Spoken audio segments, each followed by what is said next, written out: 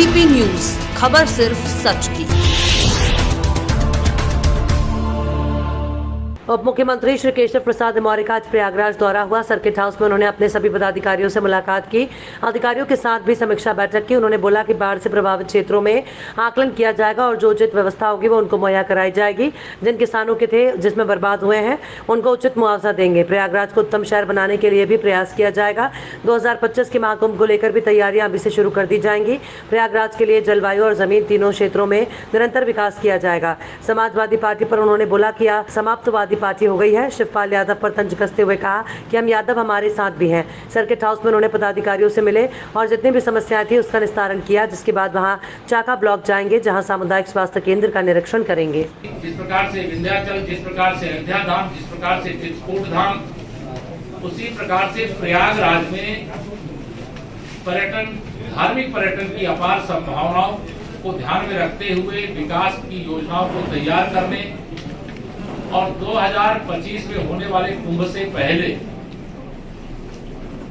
बहुत सारे ऐसे विषय हैं, स्मार्ट सिटी को लेकर के ऐसे विषय हैं जिनको लेकर के एक अलग से बैठक 11 सितंबर को यहीं इसी सर्किट हाउस में ही आयोजित करने का कार्य किया जाएगा।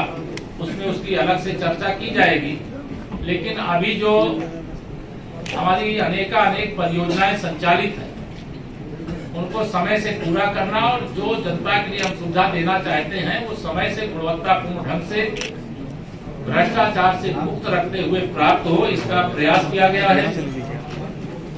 जनपद में फूलपुर को नगर पालिका बनाने का प्रस्ताव, बरौद को नगर पंचायत, सुराव को नगर पंचायत बनाने का प्रस्ताव, करछना को नगर पंचायत बनाने का प्रस्ताव, मांडा खास को, बड़ोखर को या बनाने का प्रस्ताव भेजने के लिए भी संभावनाएं तलाशने, इस संबंध में आवश्यक कार्रवाई करने का भी निर्देश दिया गया है।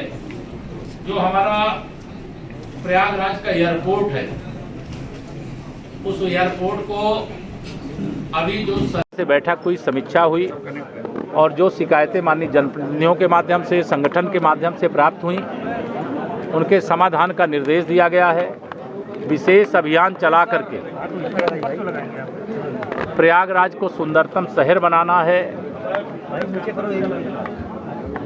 कनेक्टिविटी की दृष्टि से, चाहे सड़क मार्ग हो, चाहे रेल मार्ग हो, चाहे आकाश मार्ग हो, चाहे जल मार्ग हो, इसे जल्दी से आगे बढ़ाने और 2025 में होने वाले कुंभ की दृष्टि से विकास परियोजनाओं का एक रोड मैप तैयार करने का भी निर्देश दिया गया है।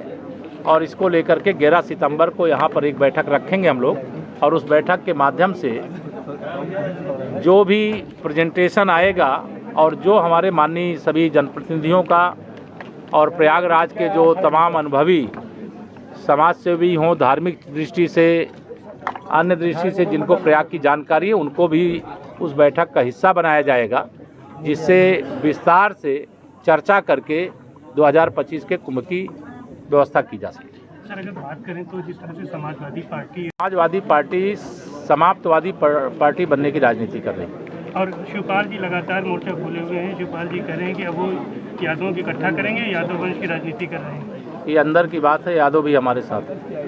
आहिर रेजिमेंट की भी मांग कर रहे हैं। आहिर रेजिमेंट की मांग, मैंने कहा ना, ये रेजिमेंट मुझे नहीं बनाना है ना, सेना का वो विषय है और सेना के विषय में मेरे द्वारा कुछ बोला जाए उचित नहीं। तो क्या शिवपाल आपने बात कही है प्रयागराज को बनाया जाएगा, क्या योजना रहेगी? नहीं, अभी आज निर्देश दिया गया है और उसका तकनीकी परीक्षण करके वो बताएंगे। सर, 168 उप स्वास्थ्य केंद्र बनाने का प्रस्ताव आया है केंद्र से, सरकार से, जिसके लिए जमीन आवंटन में बड़ी परेशानी हो रही है। कोई परेशानी नहीं होगी। जन सुविधाओं के लिए जमीन की कमी नहीं पड़ने दी जाएगी और जहां जरूरत होगी जमीन उपलब्ध कराएंगे।